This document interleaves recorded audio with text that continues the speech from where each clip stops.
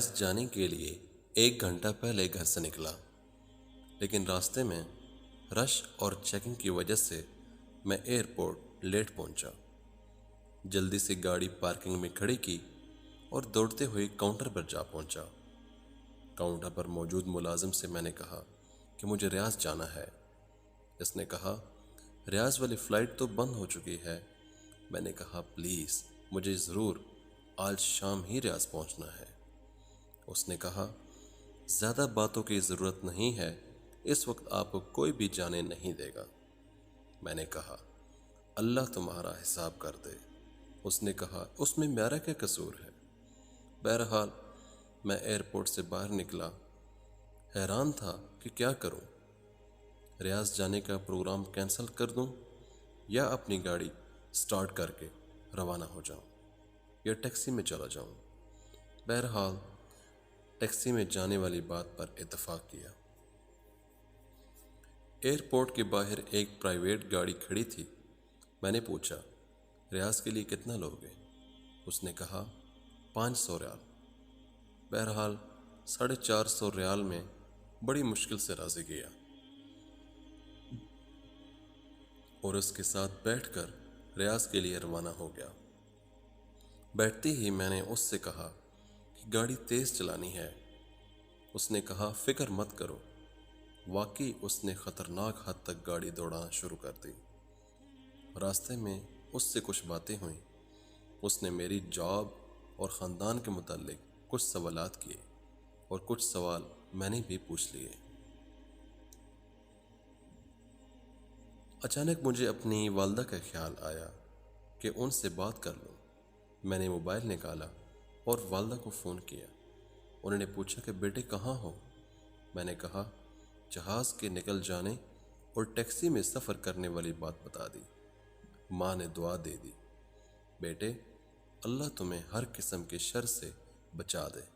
میں نے کہا انشاءاللہ جب میں ریاض پہنچ جاؤں گا تو آپ کو اطلاع دے دوں گا۔ قدرتی طور پر میرے دل پر ایک پریشانی چھا گئی اور مجھے ایسا لگ رہا تھا کہ جیسے کوئی مصیبت میرا انتظار کر رہی ہو۔ اس کے بعد میں نے اپنی بیوی کو فون کیا۔ میں نے اسے بھی ساری بات بتا دی اور اسے ایک ہدایت کی کہ بچوں کا خیال رکھے، بالخصوص چھوٹی بچی کا۔ اس نے کہا جب سے تم گئے ہو مسلسل آپ کے بارے میں ہی پوچھ رہی ہے۔ میں نے کہا میری بات کرواؤ۔ بچی نے کہا بابا آپ کب آئیں گے؟ میں نے کہا ابھی تھوڑی دیر میں آ جاؤں گا۔ کوئی چیز چاہیے؟ وہ بولی میرے لیے چاکلیٹ لے آؤ۔ میں ہنسا اور کہا ٹھیک ہے میں لے آؤں گا۔ اس کے بعد میں اپنی سوچوں میں گم ہو گیا کہ اچانک ڈرائیور کے سوال نے مجھے چونکا دیا۔ پوچھا کہ میں سگریٹ پی سکتا ہوں؟ میں نے کہا بھائی تم مجھے ایک نیک اور سمجھدار انسان لگ رہے ہو، تم کیوں خود کو اور اپنے مال کو نقصان پہنچا رہے ہو؟ اس نے کہا میں نے پچھلے رمضان میں بہت کوشش کی کہ سگریٹ چھوڑوں لیکن کامیاب نہ ہو سکا۔ میں نے کہا اللہ تعالی نے تمہیں بڑی قوت دی ہے، تم سگریٹ چھوڑنے کا معمولی سا کام نہیں کر سکتے؟ بہرحال اس نے کہا آج کے بعد میں سگریٹ نہیں پیوں گا۔ میں نے کہا اللہ تعالی آپ کو ثابت قدمی عطا فرمائے، آمین۔ مجھے یاد پڑتا ہے کہ اس کے بعد میں نے گاڑی کے دروازے کے ساتھ سر لگایا کہ اچانک گاڑی سے زوردار دھماکے کی آواز آئی اور پتہ لگا کہ گاڑی کا ایک ٹائر پھٹ گیا ہے۔ میں گھبرایا اور ڈرائیور سے کہا سپیڈ کم کر دو اور گاڑی کو قابو کرو۔ اس نے گھبراہٹ میں کوئی جواب نہیں دیا۔ گاڑی ایک طرف نکل گئی اور کلاب بازی کھاتے ہوئی ایک جگہ رک گئی۔ مجھے اس وقت اللہ نے توفیق دی کہ میں نے زور زور سے کلمہ شہادت پڑھا۔ مجھے سر میں چوٹ لگی تھی اور درد کی شدت سے ایسا محسوس ہو رہا تھا کہ سر پھٹا جا رہا ہے۔ میں جسم کے کسی حصے کو حرکت نہیں دے سکتا تھا۔ میں نے اپنی زندگی میں اتنا درد کبھی نہیں دیکھا تھا۔ میں بات کرنا چاہ رہا تھا لیکن بول نہیں سکتا تھا، جبکہ میری آنکھیں کھلی تھیں لیکن مجھے کچھ نظر نہیں آ رہا تھا۔ اتنے میں لوگوں کی قدموں کی آوازیں سنی جو ایک دوسرے سے کہہ رہے تھے کہ اسے ہلاؤ، اسے ہلاؤ نہیں، سر سے خون نکل رہا ہے اور ٹانگیں ٹوٹ چکی ہیں۔ میری تکلیف میں اضافہ ہوتا چلا جا رہا تھا اور سانس لینے میں شدید دشواری محسوس کر رہا تھا۔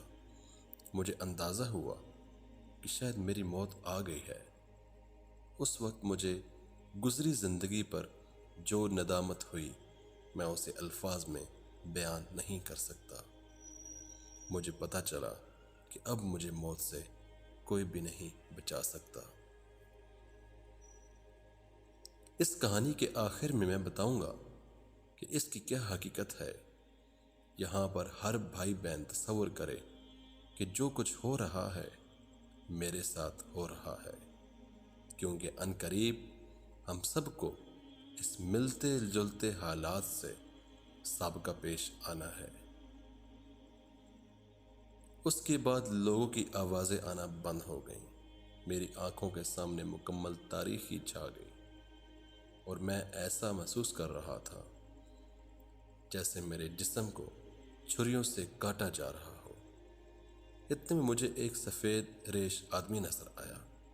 اس نے مجھے کہا، بیٹے، یہ تمہاری زندگی کی آخری گھڑی ہے، میں تمہیں نصیحت کرنا چاہتا ہوں کیونکہ اللہ تعالی نے مجھے تمہارے پاس بھیجا ہے۔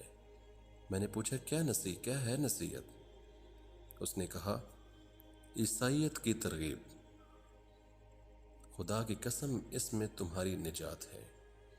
اگر تم اس پر ایمان لائے تو تمہیں اپنے گھر والوں کو لوٹا دوں گا اور تمہاری روح واپس لے آؤں گا۔ جلدی سے بولو، ٹائم ختم ہوتا جا رہا ہے۔ مجھے اندازہ ہوا کہ یہ شیطان ہے۔ مجھے اس وقت جتنی بھی تکلیف تھی اور جتنا بھی اذیت سے دوچار تھا، لیکن اس کے باوجود اللہ اور اس کے رسول پر پکا ایمان تھا۔ میں نے کہا، جاؤ اللہ کے دشمن، میں نے اسلام کی حالت میں زندگی گزاری ہے اور مسلمان ہو کر مروں گا۔ اس کا رنگ زرد پڑ گیا۔ بولا، تمہاری نجات اسی میں ہے کہ تم یہودی یا نصرانی مر جاؤ، ورنہ میں تمہاری تکلیف بڑھا دوں گا اور تمہاری روح قبض کر دوں گا۔ میں نے کہا، موت تمہارے ہاتھ میں نہیں ہے، جو بھی ہو میں اسلام کی حالت میں ہی مر جاؤں گا۔ اتنے میں اس نے اوپر دیکھا اور دیکھتے ہی بھاگ نکلا۔ مجھے لگا کہ جیسے کسی نے اسے ڈرایا ہو۔ اچانک میں عجیب قسم کے چہرے والے اور بڑے بڑے جسموں والے لوگ دیکھے۔ وہ آسمان کی طرف سے آئے اور کہا، السلام علیکم۔ میں نے کہا، وعلیکم السلام۔ اس کے بعد وہ خاموش ہو گئے اور ایک لفظ بھی نہیں بولے۔ ان کے پاس کفن تھے۔ مجھے اندازہ ہوا کہ میری زندگی ختم ہو گئی۔ ان میں سے ایک بہت بڑا فرشتہ میری طرف آیا اور کہا، اے نیک روح، اللہ کی مغفرت اور اس کی خوشنودی کی طرف نکل آ۔ یہ بات سن کر میری خوشی کا ٹھکانہ نہیں رہا۔ میں نے کہا، اللہ کے فرشتے، میں حاضر ہوں۔ اس نے میری روح کھینچ لی۔ مجھے اب ایسا محسوس ہو رہا تھا جیسے میں نیند اور حقیقت کے مابین ہوں۔ ایسا لگا کہ مجھے جسم سے آسمان کی طرف اٹھایا جا رہا ہے۔ میں نے نیچے دیکھا تو پتہ چلا کہ لوگ میرے جسم کے ارد گرد کھڑے ہیں اور انہوں نے میرے جسم کو ایک کپڑے سے ڈھانپ دیا۔ ان میں سے کسی نے کہا، انا للہ و انا الیہ راجعون۔ میں نے 2 فرشتوں کو دیکھا کہ وہ مجھے وصول کر رہے ہیں اور مجھے کفن میں ڈال کر اوپر کی طرف لے جا رہے ہیں۔ میں نے دائیں بائیں دیکھا تو مجھے افق کے علاوہ کچھ نظر نہیں آیا۔ مجھے بلندی سے بلندی کی طرف لے جایا جا رہا تھا۔ ہم بادلوں کو چیرتے چلے گئے جیسا کہ میں ایک جہاز میں بیٹھا ہوں، یہاں تک کہ پوری زمین مجھے ایک گیند کی طرح نظر آ رہی تھی۔ میں نے ان دو فرشتوں سے پوچھا، کیا اللہ مجھے جنت میں داخل کرے گا؟ انہوں نے کہا، اس کا علم اللہ تعالیٰ کی ذات کو ہی ہے، ہمیں صرف تمہاری روح لینے کی ذمہ داری سونپی گئی ہے اور ہم صرف مسلمانوں پر مامور ہیں۔ ہمارے قریب سے کچھ اور فرشتے گزر گئے جن کے پاس ایک روح تھی اور اس سے ایسی خوشبو آ رہی تھی کہ میں نے اپنی زندگی میں اتنی زبردست خوشبو کبھی نہیں سونگھی تھی۔ میں نے حیرانگی کے عالم میں فرشتوں سے پوچھا کہ کون ہے؟ اگر مجھے معلوم نہ ہوتا کہ اللہ کے رسول صلی اللہ علیہ وآلہ وسلم دنیا سے رحلت کر گئے ہیں تو میں کہتا یہ ان کی روح ہوگی۔ انہوں نے کہا کہ یہ ایک فلسطینی کی روح ہے جسے یہودیوں نے تھوڑی دیر پہلے قتل کیا جبکہ وہ اپنے دین اور وطن کی مدافعت کر رہا تھا۔ اس کا نام ابو العبد ہے۔ میں نے کہا کہ کاش میں شہید ہو کر مرتا۔ اس کے بعد کچھ اور فرشتے ہمارے قریب سے گزرے اور ان کے پاس ایک روح تھی جس سے سخت بدبو آ رہی تھی۔ میں نے پوچھا کہ کون ہے؟ انہوں نے کہا، یہ بتوں اور گائے کو پوجنے والا ایک ہندو ہے جسے تھوڑی دیر پہلے اللہ تعالیٰ نے اپنے عذاب سے ہلاک کر دیا۔ میں نے شکر کیا کہ شکر ہے کہ میں کم سے کم مسلمان مرا ہوں۔ میں نے کہا، میں نے آخرت کے سفر کے حوالے سے بہت پڑھا ہے، لیکن یہ جو کچھ ہو رہا ہے میں نے کبھی اس کا تصور بھی نہیں کیا تھا۔ انہوں نے کہا، شکر کرو مسلمان مرے ہو، لیکن ابھی تمہارے سامنے سفر بہت لمبا ہے اور بے شمار مراحل ہیں۔ اس کے بعد ہم فرشتوں کے ایک بہت بڑے گروہ کے پاس گزر گئے اور ہم نے انہیں سلام کیا۔ انہوں نے پوچھا، یہ کون ہے؟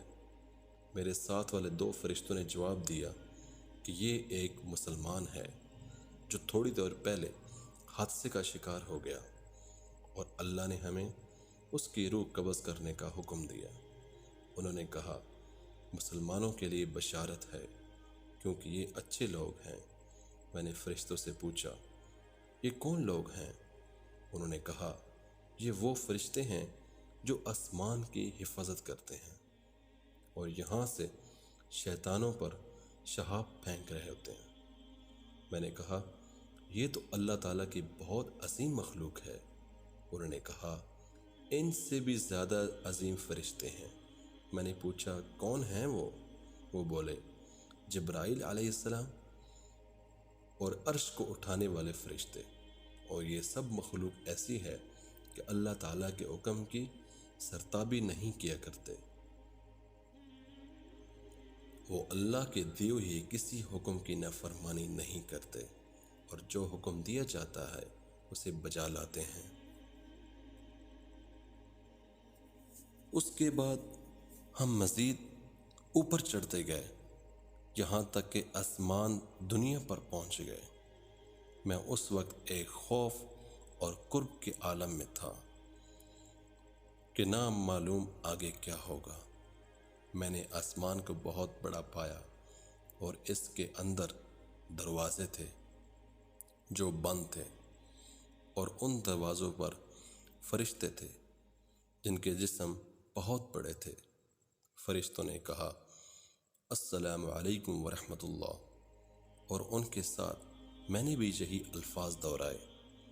دوسرے فرشتوں نے جواباً کہا، وعلیکم السلام ورحمۃ اللہ وبرکاتہ، اور انہوں نے کہا، رحمت کے فرشتے، اہلا و سہلا، ضرور یہ مسلمان ہی ہوگا۔ میرے ساتھ والے فرشتے نے کہا، ہاں یہ مسلمان ہے۔ انہوں نے کہا، تم اندر آ سکتے ہو۔ کیونکہ آسمان کے دروازے صرف مسلمانوں کے لیے ہی کھلتے ہیں۔ کافروں کے بارے میں اللہ تعالیٰ کا حکم ہے، کافروں کے لیے آسمان کے دروازے نہیں کھلیں گے۔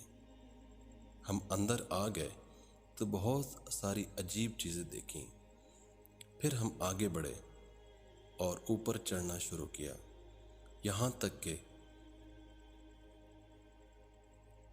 دوسرا، تیسرا، چوتھا، پانچواں، چھٹا اور بالآخر ساتوں آسمان پر جا پہنچے۔ یہ آسمان باقی تمام آسمانوں سے بڑا نظر آیا، جیسے ایک بہت بڑا سمندر۔ فرشتے کہہ رہے تھے، السلام علیکم ورحمۃ اللہ، السلام تبارکت یا ذی الجلال والاکرام۔ مجھ پر ایک بہت بڑی ہیبت طاری ہوئی، سر نیچے کیا اور آنسو جاری ہوئے۔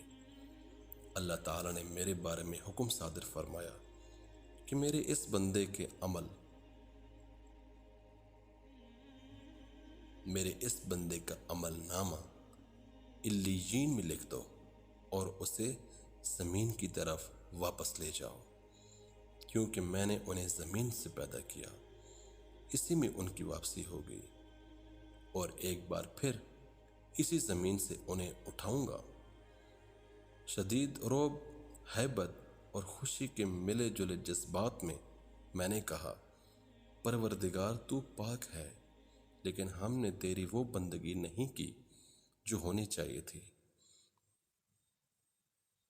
فرشتے مجھے لے کر واپس زمین کی طرف روانہ ہو گئے، اور جہاں جہاں سے گزرتے گئے دوسرے فرشتوں کو سلام کرتے گئے۔ میں نے راستے میں ان سے پوچھا، کیا میں اپنے جسم اور گھر والے کے متعلق جان سکتا ہوں؟ انہوں نے کہا، اپنے جسم کو عنقریب تم دیکھ لو گے، لیکن جہاں تک تمہارے گھر والوں کا تعلق ہے، ان کی نیکیاں آپ کو پہنچتی رہیں گی، لیکن تم انہیں دیکھ نہیں سکتے۔ اس کے بعد وہ مجھے زمین پر لے آئے اور کہا، اب تم اپنے جسم کے ساتھ رہو، ہمارا کام ختم ہو گیا۔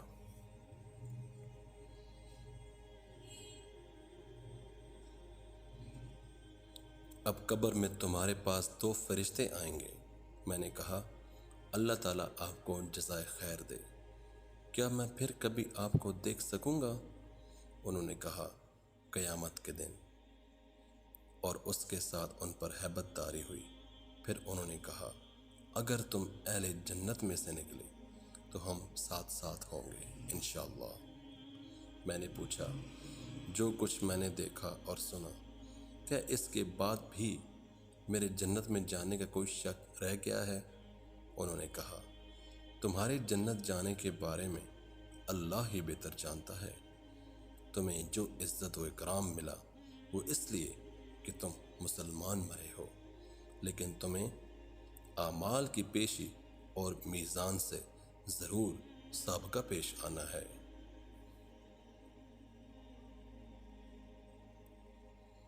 مجھے اپنے گناہ یاد آئے اور کہا کہ زور زور سے رو لوں۔ انہوں نے کہا، اپنے رب سے نیک گمان کرو، کیونکہ وہ کسی پر ظلم ہرگز نہیں کرتا۔ اس کے بعد انہوں نے سلام کیا اور بڑی تیزی سے اوپر کی طرف اٹھ گئے۔